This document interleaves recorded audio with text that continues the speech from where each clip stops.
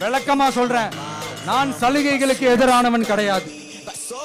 மக்களுக்கான சலுகைகளை இலவசம்னு சொல்லி அசிங்கப்படுத்துறதுல எனக்கு உடன்பாடு கிடையாது.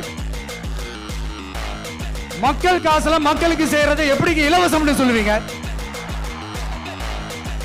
அப்படியே செஞ்சிட்டாலும் ஓசியில போறேன்னு சொல்லி அசிங்கப்படுத்துறீங்க. என்ன கேட்கறதுக்கு ஆள் இல்லைன்னு நினைச்சீங்களா? மக்களுக்கு ஒண்ணுன்னா இந்த விஜய் வந்து நிப்பா, இந்த விஜய் வந்து கேள்வி கேட்பா. இந்த விஜய் எப்பவுமே மக்கள் பக்கம் தான், அதே மாதிரி மக்களும் என் பக்கம் தான். என் மக்கள் மானத்தோட மரியாதையோட கௌரவத்தோட வாழணும்.